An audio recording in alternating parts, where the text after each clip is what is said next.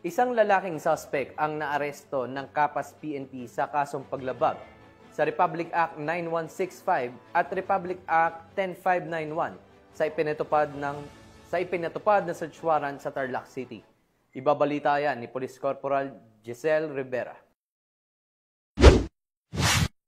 Arestado ang isang lalaki matapos ipinatupad ang search warrant na isinagawa ng kapulisan ng Kapas dahil sa pagkakasangkot umano nito sa iligal na droga at pag-iingat ng hindi lisensyadong baril.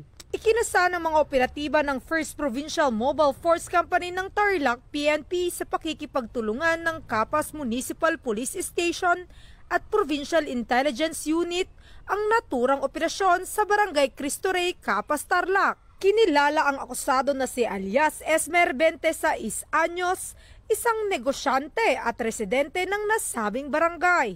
Nakumpiska sa nasabing operasyon ang isang caliber 45 na baril, isang Colt replica caliber 45, 3 sachet ng hinihinalang shabu na may tinatayang timbang na 14.8 gramo na may halagang 100,000 piso at iba pang drug paraphernalia.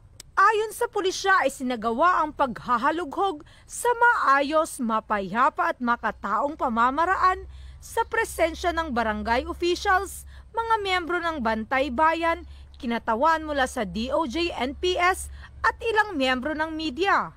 Ang naarestong suspect ay kasalukuyang nasa kustodiya ng 1st PMFC Tarlac PNP habang inihahanda ang mga kaukulang kaso laban sa kanya sa paglabag sa Republic Act 10591 o Comprehensive Firearms and Ammunition Regulation Act at Republic Act 9165 o Comprehensive Dangerous Drugs Act of 2002.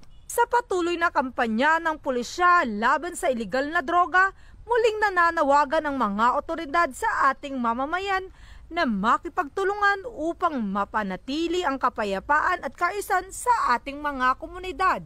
Mula dito sa Central Luzon, ang inyong PNN correspondent, Police Corporal Giselle V. Rivera, alagad ng batas, tagataguyod ng Balitang Pulis.